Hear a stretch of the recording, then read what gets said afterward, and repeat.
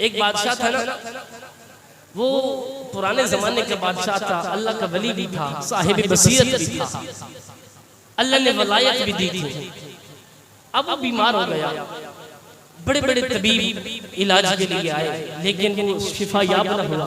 उसने ऐलान कर दिया, ए बंदे खुदा, जो भी बंदा मेरा इलाज करेगा ना, इलाज की दवाई मुझे बाद में देना, मुझे पैसे पहले मुझसे ले जाना। अब दूर दूर से लोग आने लगे, पुड़िया लेके आते थे, बादशाह ये दवाई है तेरी और इतने पैसे मुझे दे दे। लोगों ने कारोबार बना लिया, लोग पुड़िया लेके आते, बादशाह को देते, बादशाह पैसे दे देते। लेकिन वो साहिब बसीरत था, वो दवाई को खोलता और पूछता, ऐ दवाई बता क्या तेरे अंदर शिफा है कि नहीं, ऐ दवाई बता क्या तेरे अंदर शिफा है कि नहीं। दवाई कहती नहीं, मेरे अंदर तो कोई शिफा नहीं। वो दवाई को दाम के अलमारी में रख देता। सारे इलाके वालों ने लूटा बादशाह को, लेकिन बादशाह साहिब बसीरत था। अब इलाके वालों का इम्तिहान था। देखिए अल्लाह की नेमतों पर हम कहां कहां तक शुक्र अदा करते हैं, हम कहां कहां तक रिज़्क़ हलाल की तमन्ना किए बैठे हैं। रिज़्क़ हलाल हम कहां कहां तक खाते हैं, बच्चों को खिलाते हैं। जब दूर दराज तक शोर मच गया कि बादशाह दवाई बाद में लेता है, पैसे पहले देता है, पैसे ले जाओ, दवाई बाद में लेके आना। एक माई और उसका एक बच्चा यतीम, वो दोनों ही रहते थे, गरीब थे। उसने कहा, माँ अगर इजाजत हो तो लोग बादशाह को लूट रहे हैं, मैं भी जाता हूँ दवाई लेके, चलो कुछ पैसे हमें भी मिल जाएंगे, मेरे घर का चूल्हा जल जाएगा। माँ कहने लगी, है मेरे बेटे, हमें ये गुर्बत मंजूर है, लेकिन आज तक मैंने तुझे हराम लुक़मा नहीं खिलाया, न मैंने खुद हराम लुक़मा खाया है, न तुझे मैंने खिलाया है। ऐ मेरे बेटे, मेरी गैरत गवारा नहीं करती तुझे मैं बादशाह के दरबार में भेजूं।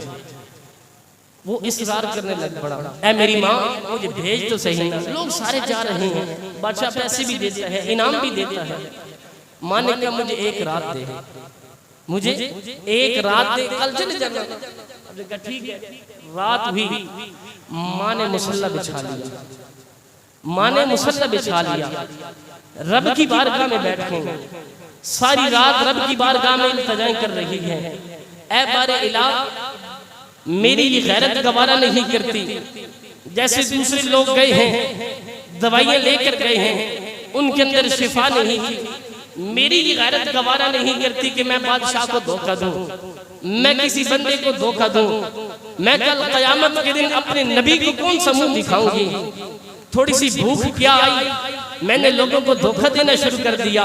मैं कौन सा मुंह लेकर अपने महबूब के सामने खड़े होंगी, कौन सा मुंह लेकर अल्लाह की बारगाह में जाऊंगी।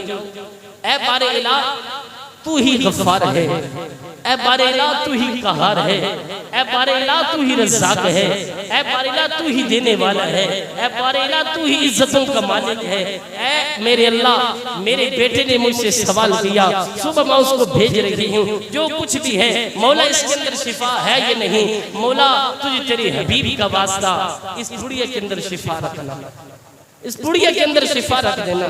जब सुबह हुई, जब सुबह थी ना, बड़ी सरगी जिसको कहते हैं, बड़ी सरगी, लोग उठ के कुरान पढ़ते हैं।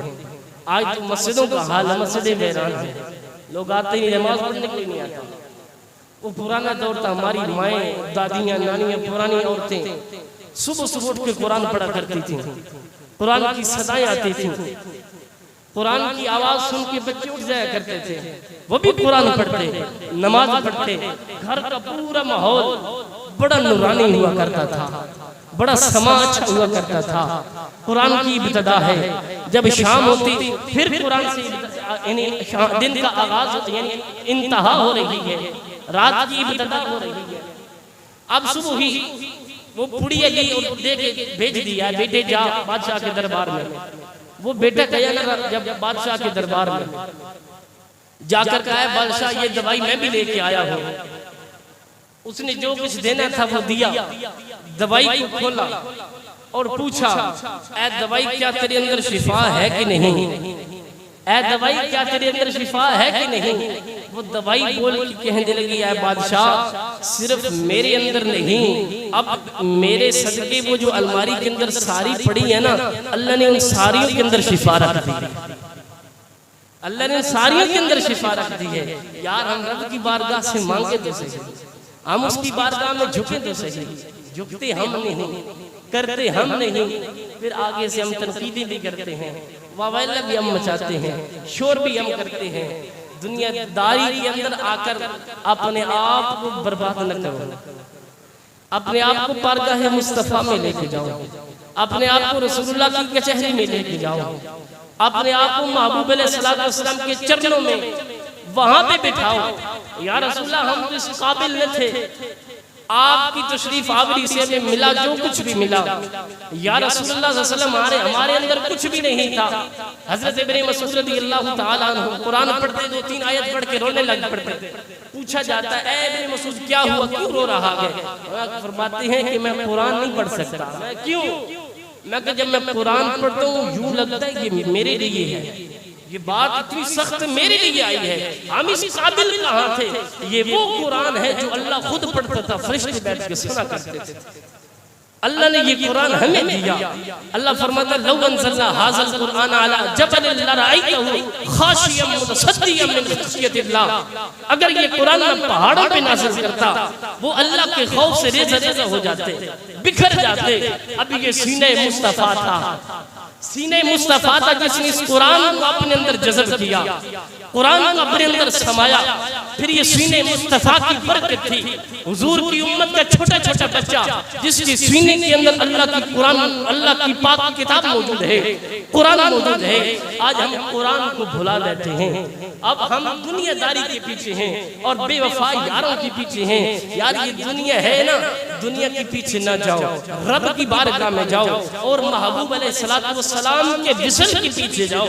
महबूब अलैहिस्सलातु वस्सलाम की जिधर गुज़रगाह है, जिधर मेरे हुजूर के सहाबा की गुज़रगाह है, जिधर अहले बैत तहार की गुज़रगाह है, उधर जाओ। ये दुनिया भी तुम्हारे लिए जन्नत है और जन्नत तो वैसे भी रब ने हमारे लिए बनाई है, मोमिनों के लिए बनाई है।